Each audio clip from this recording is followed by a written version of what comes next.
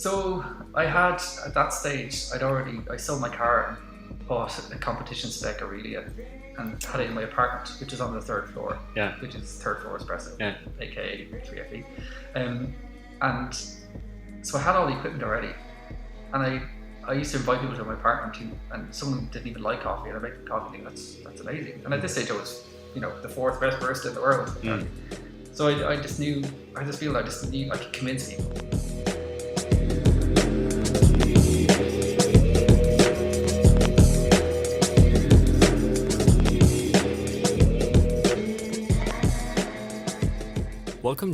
Welcome back to Coffee with April. My name is Patrick Rolfe, and this is a conversation with some amazing professionals and entrepreneurs in the coffee industry, sharing their perspective and experience. It's about integrity, quality, and the future. For this conversation, we met up with Colin Harmon, founder of 3FE in Dublin, Ireland, one of the most interesting roasteries in Europe currently. And he's a legend both when it comes to competing, but also recently in terms of writing his own books. This was an absolutely amazing conversation, and I'm very happy to be able to share it with you. Cool. So we're sitting here in the 3FE roastery. I have Colin with me. And today we're going to talk about a lot of things, because when sitting with Colin, it's hard not to, because you've done a lot of things, right? Yeah, unfortunately. I'm sure a lot of good things, a lot of bad things for sure as well, and we're going to try to kind of reveal some of them, or at least the parts that you want to. We're going to talk about everything from books, bidder competitions, running companies, starting companies, how you become one of the most famous coffee brands in the world, which I would presume 3FE is. At least if you would ask me to name, you would be on that list, right? But first of all, and something that I personally want to ask you about, because I remember very, very clearly the first time where I saw you on stage, right? I was sitting at Mines in Melbourne, and it was the World Barista Championships. And you were competing in the finals. You do two things that really amazed me back in the days. First of all, when you started the espresso, you asked them to evaluate the crema and then pour it over into another vessel to drink, right? Yeah. Which is something that really stuck with me. And you do your super famous, amazing signature beverage, where you actually bottle the beverage and serve it, right? Which is absolutely amazing. And for me, the coolest part here is that I never seen anyone move so effortlessly in a barista competition. Like, it looks like you're the kind of guy you when one watch you, it looks like you have all the time in the world, right? You're the most comfortable guy on stage ever. Oh. And I want us to start there, because I think competitions are important, and they've been personally important for me as well in coffee. And I just want to see if we can start with that moment, right? You've been competing, you've been in the world several times. Why have you been competing so much? What had that kind of given you? And how did you end up in Melbourne doing what you did? Wow.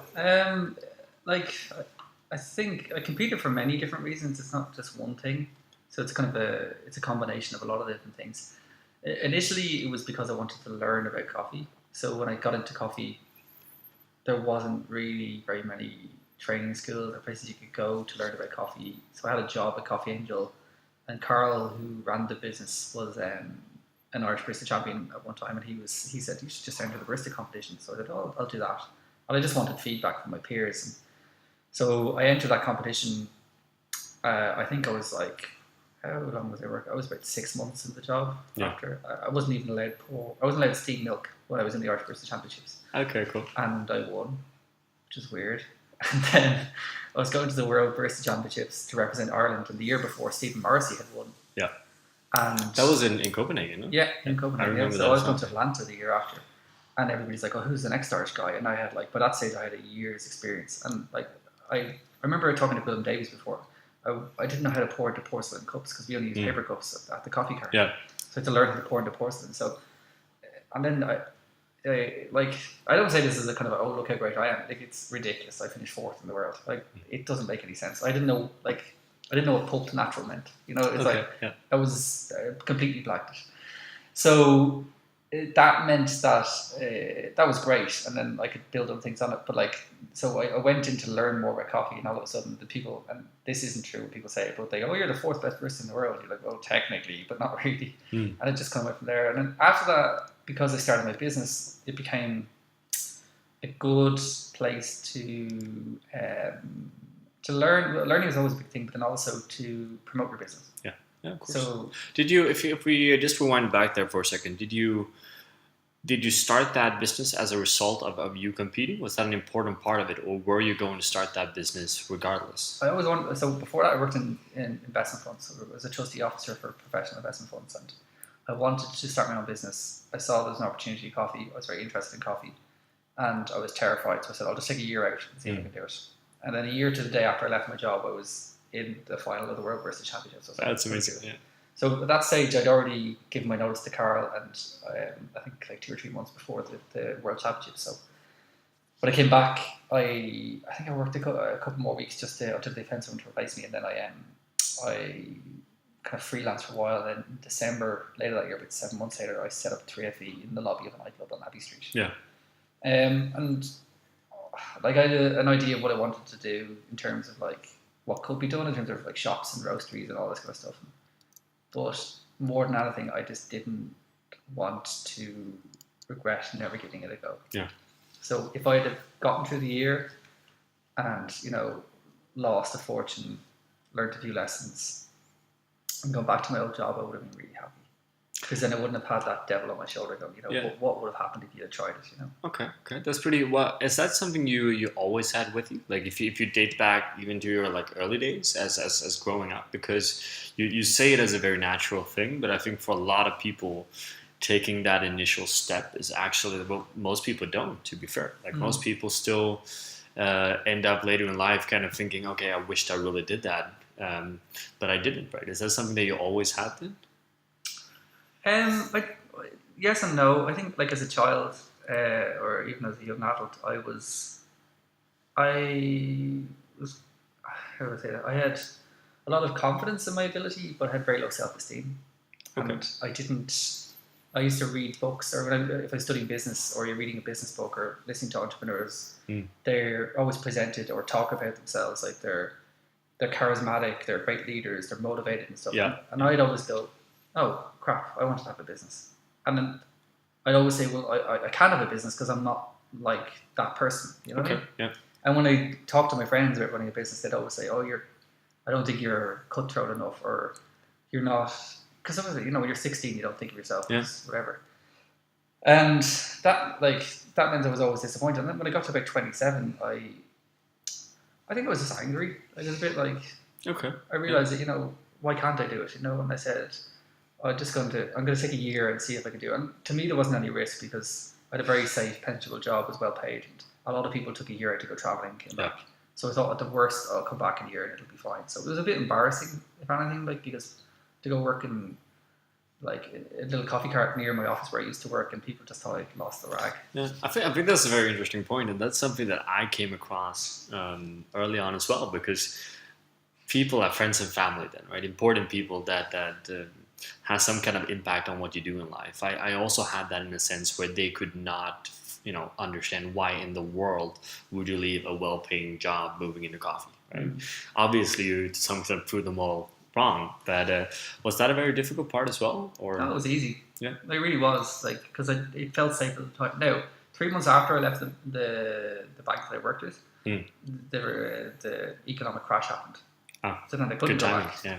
So I was like, at the time it didn't seem like a risk. 3 months later it did. Yeah. Because all of a sudden there was no jobs. So, but then I suppose in a way that made it easy, because it was like I kind of saw the city. Dublin was ravaged by that downturn.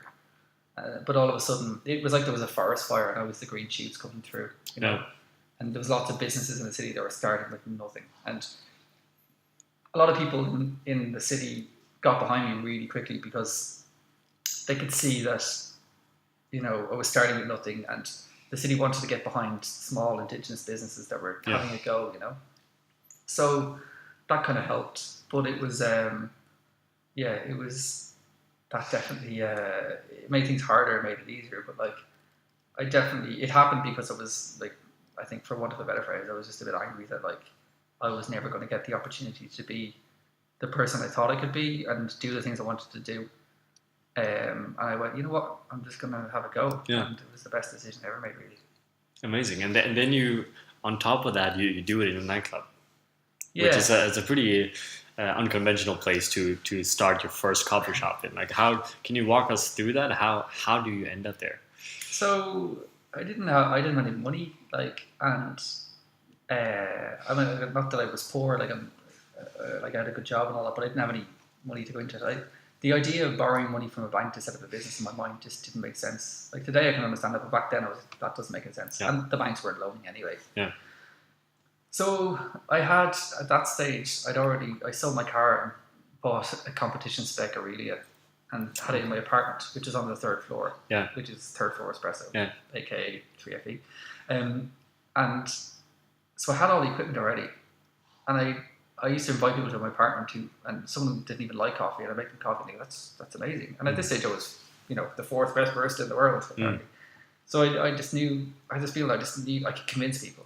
So I opened the shop in the lobby of this nightclub because it was the only place I could get for free. A friend of a friend offered it to me. He said, if it starts to make money, you can pay rent. If it doesn't, well, it'll be lost.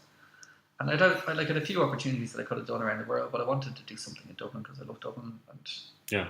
I saw that there was an opportunity. I'd never get one like it. So, I mean, it was challenging. Like Abbey Street, especially back then, is not a particularly trendy part of the city, And it's a bit grubby. Sure.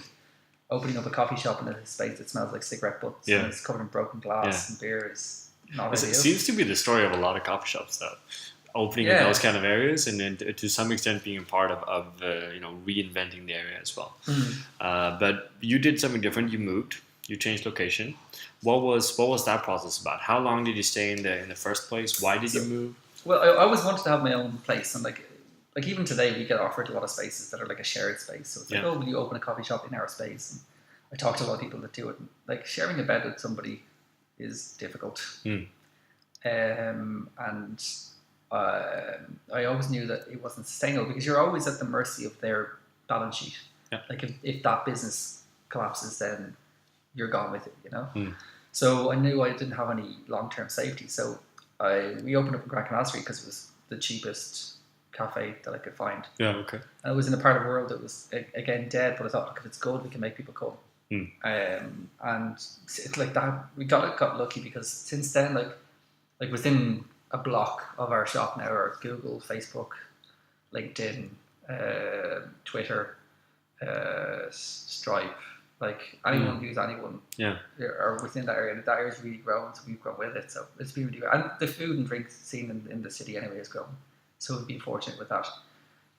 We ran the two together for about a year, and then at the time we'd also start wholesaling Has Been coffee. So I should probably explain. Steve Layton from Has Been, I gave him half of my business so that we could distribute Has Been in Ireland.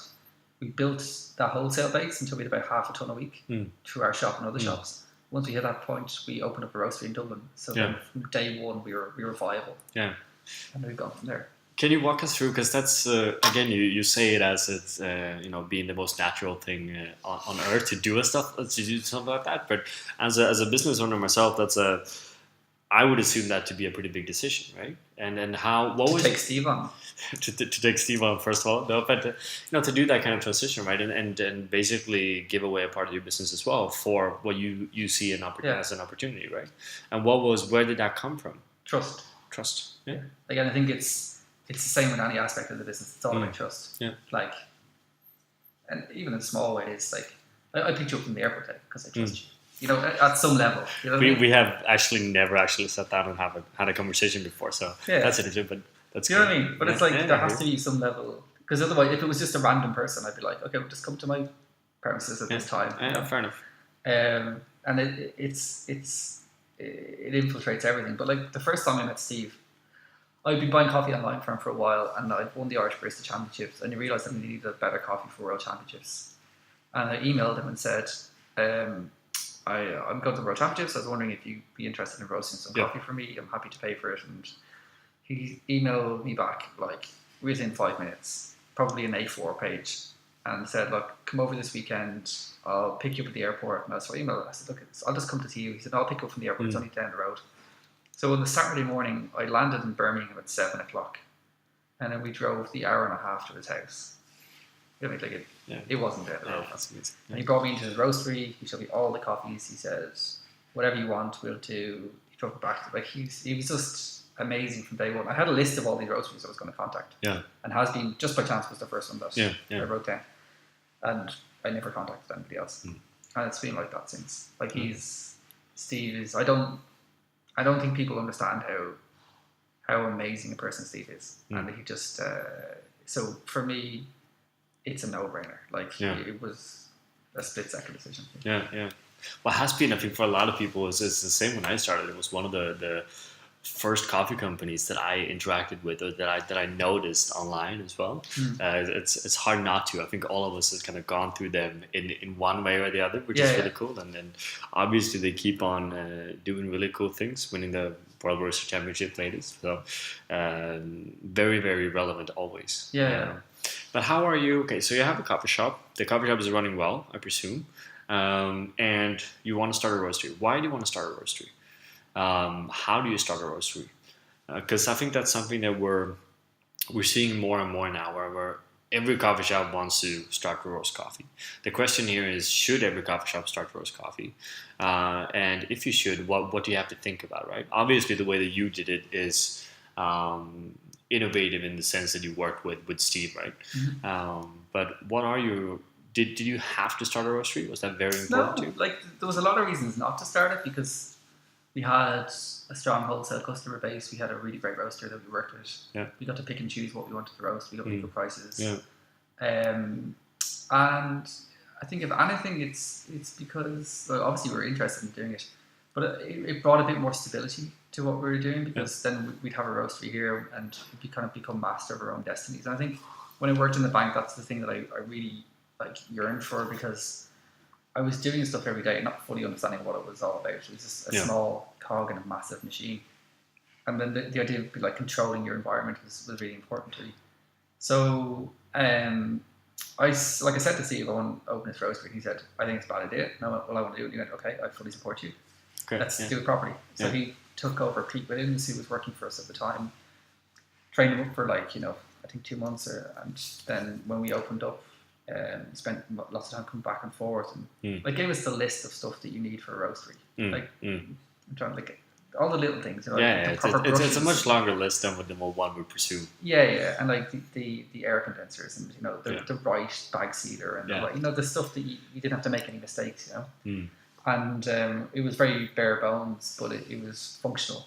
And we've kind of gone from there. So we moved roastery last year, and this place is a lot bigger, but it's given us space to grow. But it's I don't know. I often wonder, is it the best thing to do? In Ireland, definitely there was no very specialty focused roastery, and I felt like we would never be respected on a world level until we did something ourselves. So would you let's say that decision was made today, right? Would you start a roastery today if you were in the exact same position, right? I don't know, because I've just said to you that we'd never be respected on a world level if we didn't. That's bollocks. Might I say bollocks? Okay. Bollocks. So it's it's not true, but it's how I felt at the time. Which is I don't. Well, is that first of all important to you? Is it important to be respected international? Well, I don't know. I think you're probably the same. We all say, "Oh, I don't care what other people think." We all. Of course we do. People think about us, and I think it was about. We probably shouldn't, but we shouldn't. But I don't know. It was definitely. I wouldn't do it today, because we were very much not completely, but we were one of the first movers. Whereas today I see roasteries opening. I don't know. I did this post on Instagram recently, and I had a list of all of the Irish roasters that are opened or that exist. Ireland's a country of 4.5 million people. It's not a big country. No, it's a third the size of London. And even when I posted the list, I got so many messages from people about places I forgot. I think the list is currently up around 60. 60, okay, that's amazing. It's crazy. Yeah. And it's difficult, and I think if I'd have known how difficult it was going to be, I probably wouldn't have done it. Yeah. But we did, and here we are, and I'm proud of it. It's definitely had its challenges. Yeah. How long has it taken you to come to a place? Because when I look at 3FE now, or the kind of different parts of what you do, and also what we talked about in the car, so you do a lot of things now, right? It's a machine company, it's a coffee shop, it's a roastery, it's you going off on your own writing books, which we have to come into as well, and how I'm very interested in understanding how you time this, how you decide when, okay, now I should include this new part of my business in it as well, or did everything just happen all at once? It was very staged. I think one thing, from the roastery perspective, is I know it's getting very cutthroat. You know that more than anybody, I suppose, in the wholesale market. So it's important to me that we are our own biggest wholesale customer. So a third of our roasting every week is for ourselves, and that gives us, hopefully this won't happen if all of our wholesale customers dropped off tomorrow.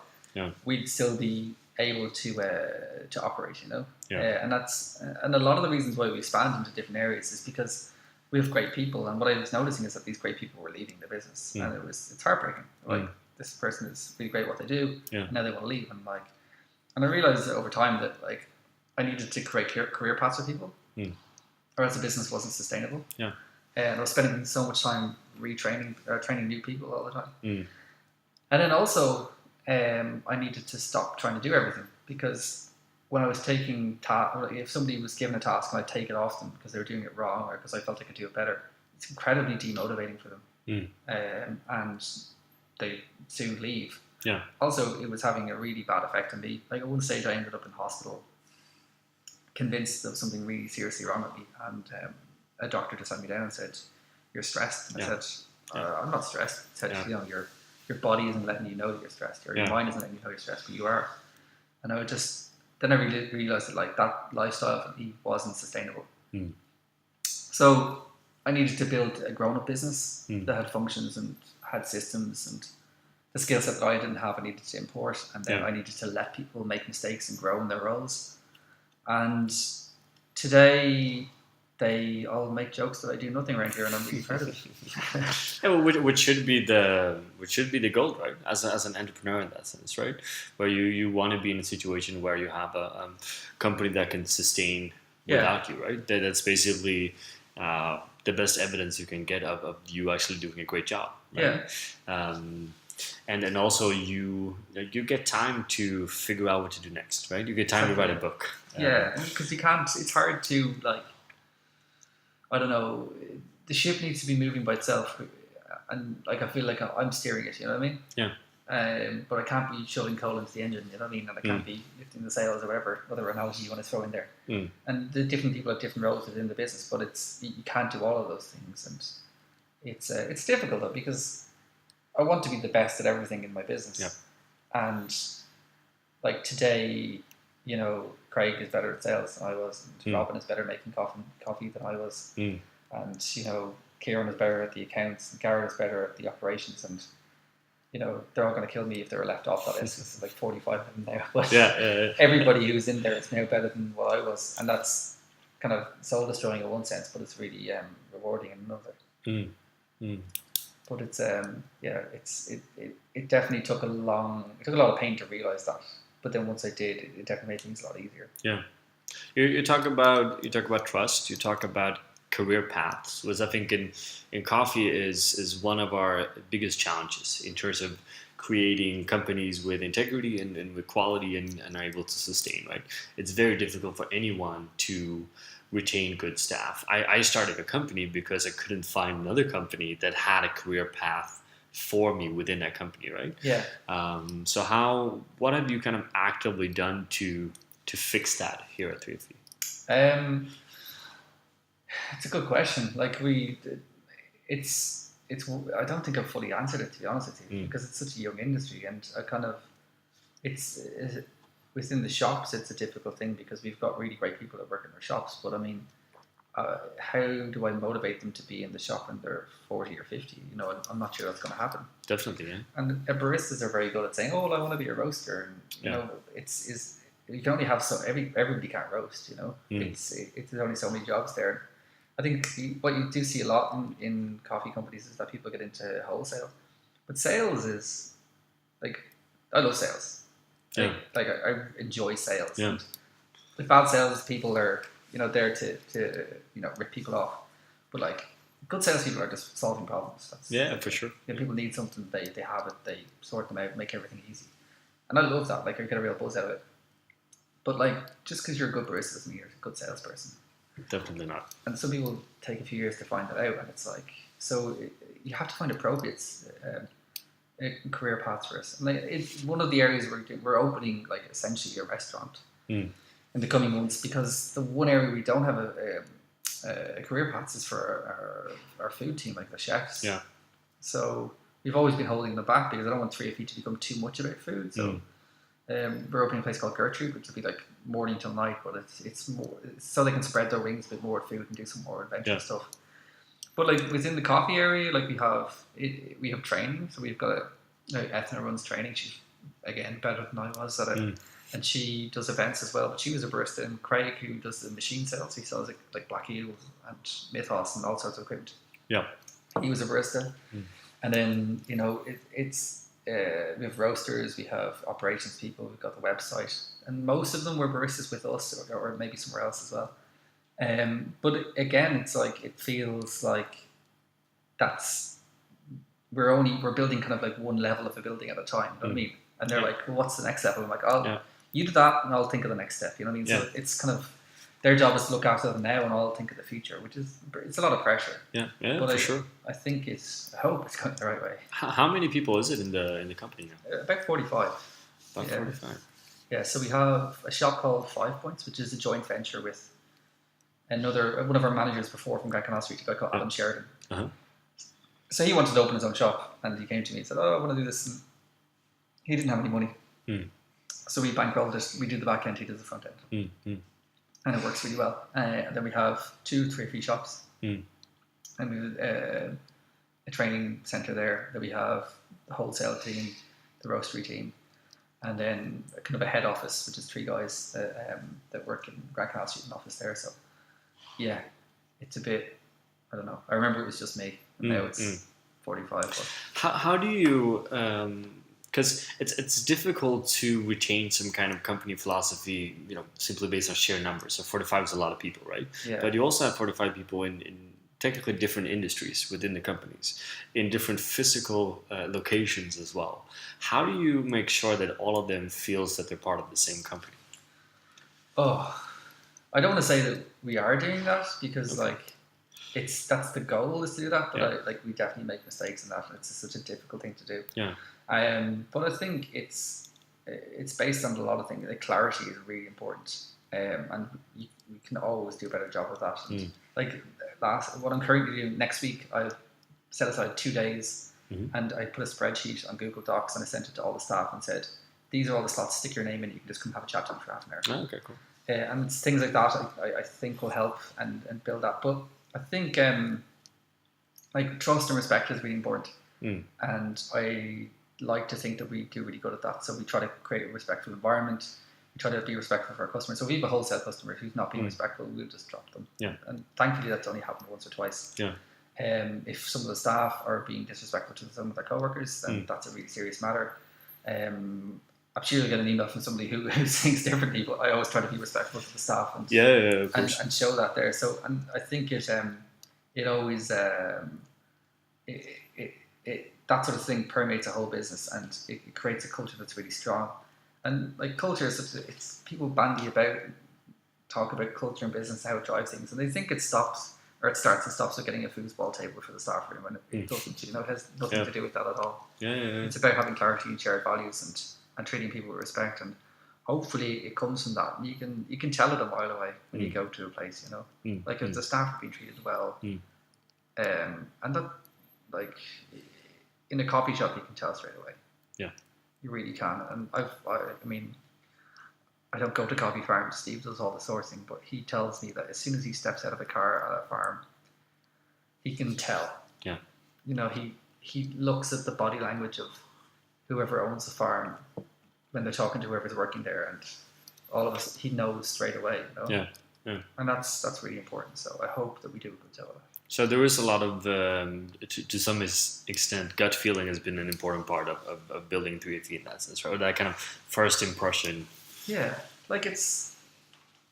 So when we walked in the door, and I said, "This is Patrick from April Coffee Roastery," and everybody stood up and came and shook your hand, and I was so proud. That would never happen. Seriously, that I've been to a lot of roasteries around the world, and that would be a very rare thing.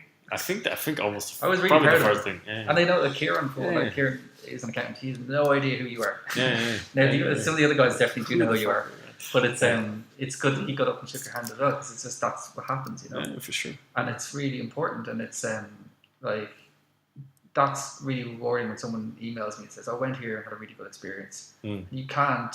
It's really you can't buy that, and it's the most valuable thing you can have as a business. And it can't be faked. So yeah, I should tell them actually. I was really proud of them. You should tell them, and then once you figured out how you created that, you should write a book about it. Because I think that's something that I can see that in different industries when I travel around, but I don't see it in coffee. It's a very, very rare thing. Part of that is probably because coffee is a very young market, as we talked about before as well, right? We haven't really found our place yet. We're all kind of we're struggling a bit fighting with each other, because none of us is making as much money as we want, or no one is growing as kind of sustainable as we want as well, right? So there's a lot of frustration, I find, right? So conversations like this is very rare in general, right? Yeah. And like Colin, when I came in here, he basically just gave me a complete rundown of everything that's happening in your company, right? Which is that kind of level of transparency is a very, very rare thing as well. It almost never happens. Like talking, okay, this is where we roast, this is how we source, this is how much we do, this is how we like to do things, this is where we get this, and so on and so on, right? That's it's not a natural thing. It happens very rarely, right? And I want us to switch gears a bit. We need to talk about your book, because I'm really interested in your book. I'm interested in the concept and the whole process of writing a book as well, which is probably not the easiest. So why write a book? And for those of you that don't know about what is the book about? So the book is called What I Know About Running Coffee Shops. Yeah. And I probably don't need to tell you what it's about. Hopefully not. No. Yeah. And I think it probably goes back to me as a young adult, like I was saying before when we were talking about competition. I had lots of ambitions. Like I was saying to you, I wanted to be a professional footballer, and I couldn't because I was shit. And I also wanted to be an author. I wanted to be a chef at some stage. And a lot of these things, it's not even that I gave up on them. It's just I never even started, because I just didn't think that I would be able to do any of these things. What was it? Because the process in itself, it seemed too big? No, it's weird. I had confidence that I would be able to do it if I applied myself. I didn't think that anybody else would have the confidence in me. Okay. Does that make sense? So I think it's like the difference between confidence and self-esteem. Like when I was a kid, and I'd look around the room and I'd go, I remember sitting there going, I don't think there's anyone here that is better than me at this, or could do, or smarter than me, or could figure this out. But then I felt that if you asked everybody in the class if I was smart or if I was capable, none of them would say I was. You know, there's a difference there. So I was able, and I never felt I had that support. I don't know why that was. I just wasn't a confident kid in that sense. And but that obviously, because now we're jumping back a bit again, back to 3FE, but I think this is really interesting, because one of the main reasons why I sit and I do this conversation is integrity. I feel an extreme lack of integrity in this industry in general, right? And I think part of how you get integrity is that you're able to do the things you want without thinking too much about what other people are doing, right? Yeah. So when I look at 3FE, I don't see a company that is too concerned about what's going on outside of 3FE in the best kind of way, right? Whereas you guys, you have an identity that you guys believe in, and you push that. Yeah. But then talking to you now, it sounds like you had a transitional period there where you went from maybe caring a lot about what other people thought, keeping you from doing certain projects, to today you're running a company that seems to be some kind of um, you know, golden example of integrity. How did that happen? It's like I was saying before. It's like I got angry about it. It's just I realized that I've been spending a lot of my life trying to make people happy. Yeah. And I wasn't going to ever. Like there was never going to be a point where if I just did what people expected of me, that they would turn around and go, "Oh, brilliant, well done." Yeah. And I realized, I just need to make myself happy. And like a lot of it really comes from like meeting my wife. My wife's an amazing person, and she was really supportive of me. And I think half of me was like, she's going to find out that I'm not amazing soon. And the other half of me is like, well, if she believes in me, I can do this. Yeah. And she was definitely a big catalyst for it all happening. Yeah. And then what I found over the years is that it's a strange thing that all these ambitions and goals that I had as a child, it's like somehow came true. Mm-hmm. So, have you ever seen the Randy Pausch talks? Yeah. No, like this. It's like if you have an hour or an hour and a half to spare. Yeah. You got a Randy Pausch. It's called the last lecture, I think. I'm gonna write that down. Yeah, it's amazing, and he talks about a very similar thing. But it's like I wanted to play for Ireland when I was a kid. Like Paul McGrath was my hero, and I didn't do that. But I did represent Ireland at the World Wrestling Championships, so I represented my country, which is an amazing thing for me. Okay, so I wanted to be a chef. Yeah. I was convinced by my teachers that I shouldn't do it because it was, really bad hours, really bad pay, really bad working conditions, and so I didn't explore that. And now we have a kitchen, and I'm involved in the food and get to. Yeah, and you're starting a restaurant basically, right? Yeah, and then also get to create an environment for chefs better than what the traditional one is. So I got to do that. I wanted to be an author. Yeah. And wanted to be a journalist, and in like the past I've gotten to write for newspapers and magazines, and also got to publish the book. And so I feel like I'm going back to my childhood and picking up those dreams that I had and those ambitions that I had that I just dropped before they got anywhere near viable, and seeing if I can realize them in a more modern sense. Does that make sense? And it's amazing the roads that it's led me down, because like, I wanted to be an architect. One stage didn't do that, but I'm now designing coffee bars with SketchUp, which is like a smaller version of it, Yeah, for sure. So I feel it's great because I get to pick and choose all the stuff that I wanted to do before, and I'm incredibly fortunate to be in that position. Yeah. And I think we have to note down as well, because I asked you how old you are, and I estimated too high, right? Yeah, we're not friends anymore. Exactly. we actually don't like each other. But the reason why I did that was because you've done a crazy amount of stuff. And it's not just that you've done stuff, you've done really, really well, right? You've been producing very good results, and you're still very young for the results that you have created. And 3FE as a company as well I would almost have assumed it was older, right? Because when I look at other companies in the industry on the same kind of level, it had taken them more time to get there. Than for you, right? Oh. So before we end this later, we need to also talk about what are you going to do with the rest of your life, because it seems like there's so much more time, and if you keep up this pace, there's no limit to what actually can happen. But let's go back to the book. We started to talk about it. Who should read this book? So I always wanted to read a book, and I think a lot of people write a book even, and a lot of people have been there, and I wanted to. It kind of sat on my laptop in various different guises and never really took off. And then I enrolled in a master's course because I thought I had the time. So I did a master's in innovation, enterprise, and design.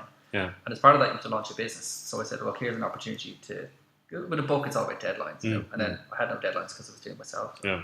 So that gave me the spark to do it. Suddenly I had deadlines. I had to actually make it happen. So that happened within 6 months, and I launched it. And like. I wrote it from. Wait, did you write this book in 6 months? Yeah, that's crazy. I actually wrote it. That's I absolutely wrote it crazy. Probably less, maybe 3 or 4 months. Like, it's not crazy though, okay? Because if I said to you, okay, what's the rate of rise? Yeah. Okay, you give me an answer, okay, and that Yeah. answer is not the same answer that you always give, but it's definitely drawn from the same pool of thought that sure. you have, okay. Yeah. And you could give me, you could give me 10,000 words straight off the bat very easily, and you've given that answer 1,000 times. So when somebody asks me, like over the years, people ask me about how to sell retail coffee or staff costs or choosing a location. And I've met so many people and talked to so many people about opening coffee shops that they're just stock answers. So the first task for me was to think of subjects. Once I had them, what I tended to do was to put my earphones in when I'm driving home. So generally the traffic is about an hour on my way home. Press record on my iPhone and talk about that topic for an hour. Okay. Yeah. All right. And then in other situations, I'd go, actually, you know what? That dude or that woman emailed me and asked me that question a few years ago. And I'd search the email, find the response I sent them, and then turn it into a chapter. And so all of a sudden I was just pulling in these answers everywhere. So it felt very natural. Like it was like reciting the alphabet in a lot of cases. It's just I just knew the answer because I've just said it so many times. Yeah.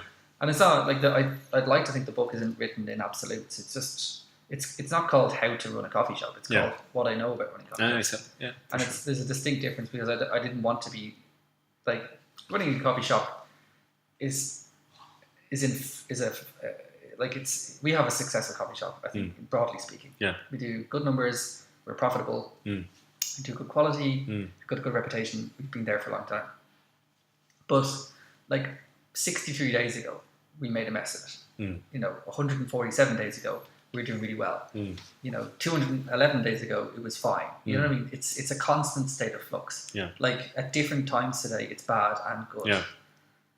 So there are no absolutes. That's what a coffee shop is. So that's what I was trying to get across.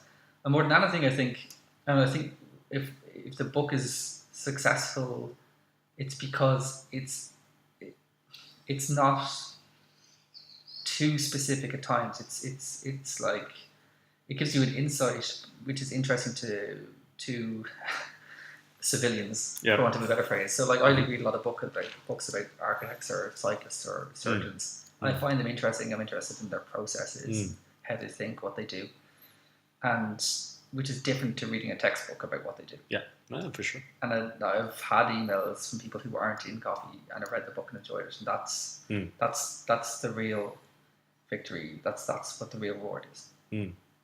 Aside from the money's the real reward. But it's definitely it's taken me by surprise, and it ticks the box. Like more than anything, I didn't go to a publisher; I just published it myself.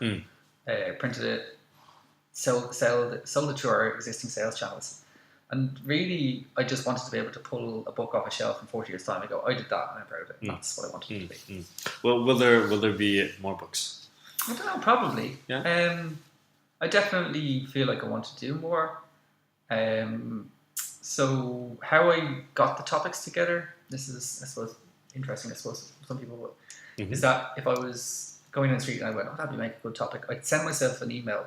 And in the title of the email, I'd write book with 3 O's. And then in the subject of the email, I'd write, a line about what the chapter would be about. Okay. And then I'd send it to myself and then archive it.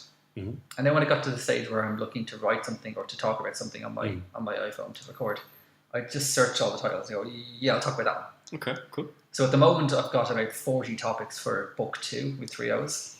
Amazing, yeah. So I'll string that together and have a look at it. Is that a process that you developed yourself, or is this something you have? Like, how did you learn to write a book? I don't know. I think I've always, I don't know. I don't. It's not that. I think Irish people have a way with words. Okay. Like we're a nation of storytellers. Yeah.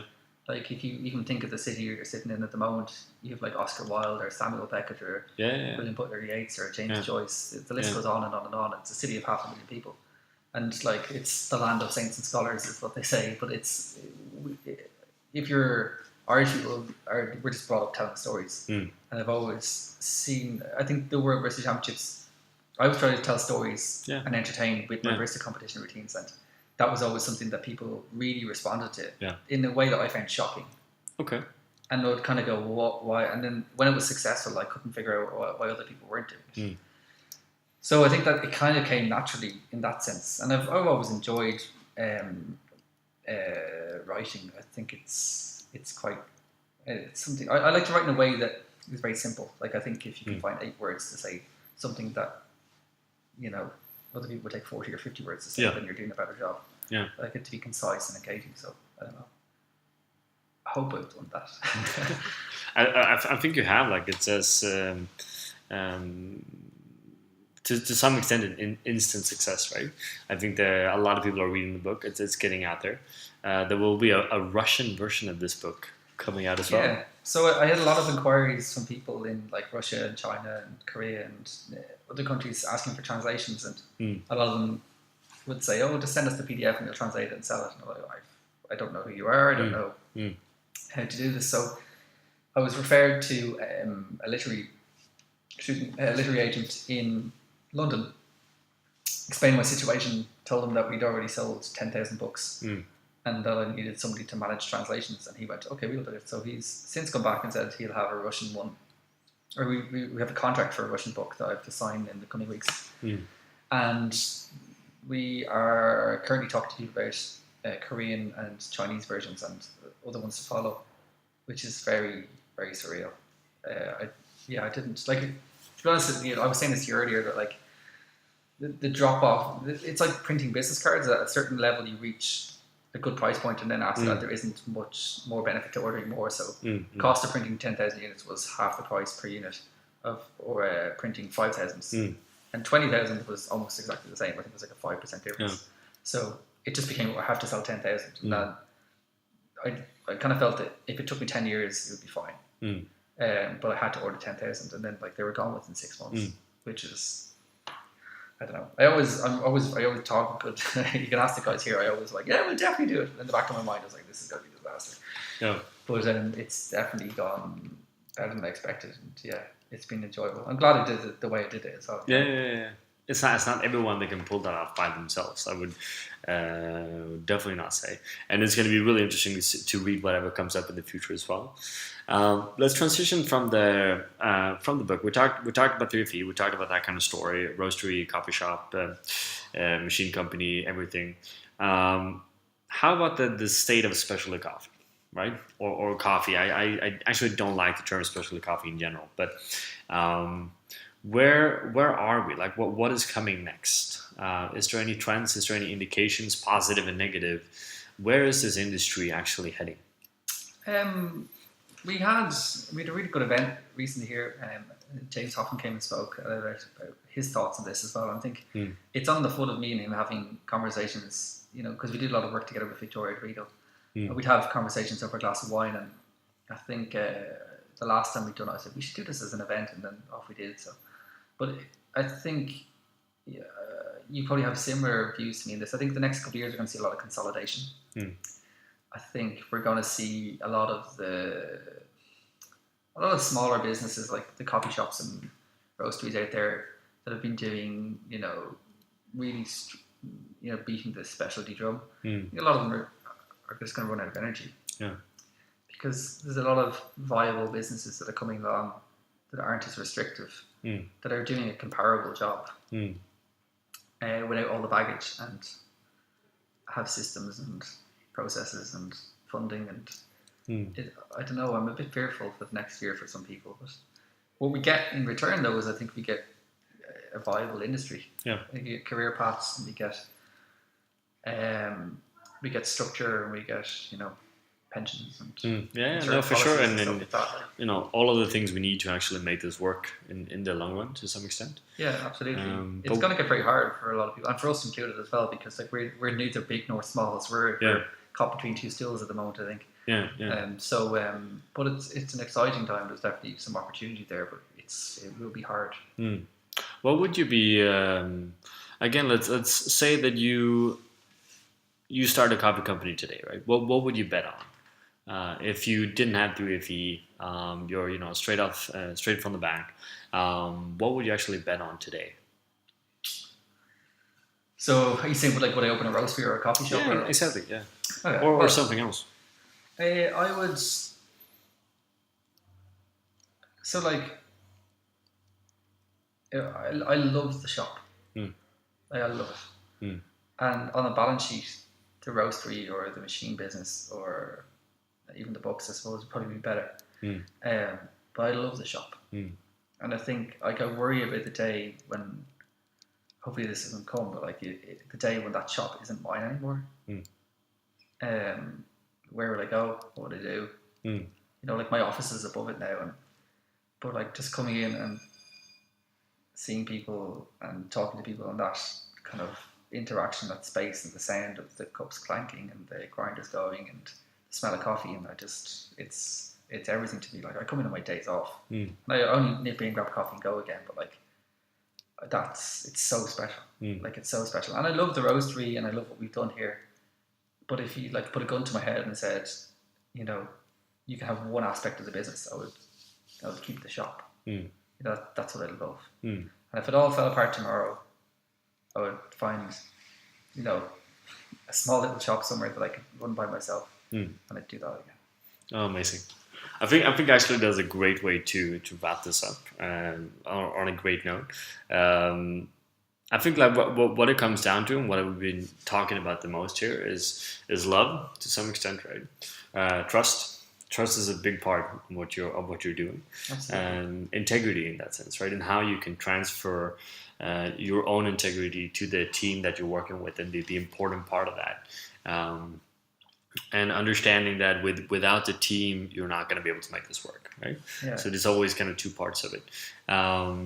But also to some extent, you know, no project is too big. And in the end of the day, like as you said, you're ending up doing all of those things that you actually wanted to do when you were little, and all of that is because you actually got pissed off. Yeah, which is interesting. And you know, there's different ways for that to happen. I'm sure, like different people have different triggers, right? But I'm not really like, well, I hope I'm not an angry person. You don't come across as a very angry person. Yeah, no, for sure. It took a lot for me to get to that point, but I think it's pretty necessary, you know. Yeah, for sure, and I think that's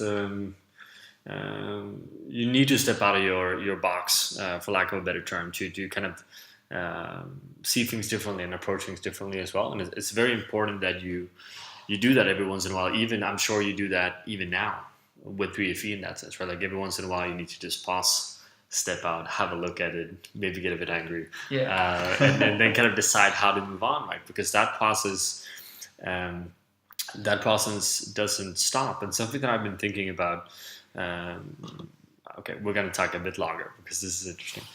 Something I've been talking about is, or thinking about, is the prospect of you leave a job as an employee because to some extent you have an idea that there's something better out there, right? And you're going to end up being more fulfilled, and you're naive enough to believe you can get constantly fulfilled for the rest of your life, and you never have to move again, right? And I'm curious, I'm very early in my stage with April, but I'm realizing as well that may come even if you started your own company, right? And I'm wondering if that is something you think about. Do you have an end goal? Do you have a process for, you know, if it comes a time where, okay, fuck, 3FE is not what I want to do now? Yeah, like one thing that I worry about a lot and think about a lot is, am I the right person to do my job?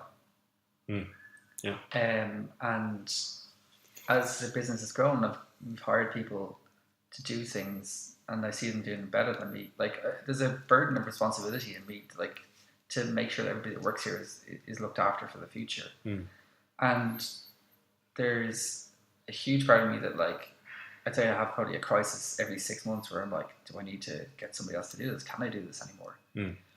And like I ask people and they tell me that I am, but I'm not sure. You know, it's like it's a difficult thing, you know. And sometimes I feel like I could take over the world, and other times I feel like, you know, I'm absolutely just a complete fraud, you know, and that I shouldn't be doing this, and they're gonna, you know, I'm gonna be found out soon. Yeah. So I think the trick is to exist in the middle, but my concern is always for the business. And definitely I have other ambitions and things that I want to do, and maybe it'll come to a time where I do have to step away, but at the moment I always feel like, I don't know, that I've always felt like I've got the next step in me, you know what I mean? But I've felt that way since I was running a coffee bar with just me and 16 cups of coffee a day. You know what I mean? I was like, I've got the next step, and as long as that feeling is always there, I think I'll keep going. But the fear never leaves, like, you know. And I don't know if it's different for people. I know people who are CEOs of other people's businesses, and I don't think that they get that feeling as much because they're hard to do a job, and it's a more linear thing. That's their workload. This is what they do. This is the task. This is their job description. But when you own a business and you run a business, you constantly have to be aware of your own arrogance. You know what I mean? And I don't mean, I'd like to think I'm not an arrogant person, but like, am I running this business because it's good for my ego, or because I don't trust anyone else to do it, or am I running this business because I am the best person to run this business? And I don't know if that question will ever be answered or if it'll ever go away, you know. But I suppose in itself, it's healthy enough to keep thinking that. I think you have to, and I think it's it takes a lot for anyone that ever gone through the process of starting a company to even reflect on that, right? I think it's a very big thing to be able to do, and something that showcases the ability of being objective, right? Perspective, which is most likely why you are where you are today as well, right? I see a lot of owners running coffee companies, both from a branding perspective, but also just from a structure perspective, where they're building everything so much around themselves that they're not able to grow or actually push that forward. There's something that comes up with April when I'm thinking about it as well, whereas April can't be Patrick, right? Yeah. And Patrick is not April. They're actually two completely different things in that sense, right? It's hard. It's super hard. I think so, and I think it's hard on two levels. It's hard on a personal level to actually separate those two. And it's perhaps even harder from an industry level, right? Because when someone is looking at a company, they often have people associated with that company, right? And to some extent, for it to be truly successful, it needs to be a company and not an individual. It's an entity of itself. Exactly. Yeah. Whereas at the same time, the individuals are actually the company, right? So it's this very tough balance, I think. It's some of the parts, yeah. Like we have this like phrase in three of these, like there's decolonization, is when you take colon out of a process. And it's funny because when we have mess ups, it's always because I've asked them to do something. It's like, if you want to buy something, there's purchase orders that need to be done, and if there's systems and procedures in place. And anytime there's a mess up, it usually involves me asking them to do something out of the systems and procedures that are in place, and then feeling a burden to do it. And then everybody goes, oh, that messed up because you didn't do it the way it's supposed to be done. And I'm like, oh, okay, yeah. And it's kind of funny, but like it takes a long time to get there, but it's incredibly important. The business it has to be about structures and procedures as much as all the soft stuff that we've spoken about. And finding that balance is difficult at the best of times, but incredibly necessary. Amazing. Let's finish up. It's been fun. It's been really fun. I have a feeling that this will be like a version 2 in the future. So where did it go wrong? Exactly. What happened with the next book? Now, there's obviously so much to talk about. But thank you for your time. Thanks. It's been really interesting. From us here at April, thank you for listening. If you enjoyed this podcast, please share with your friends, family, and colleagues. Thank you.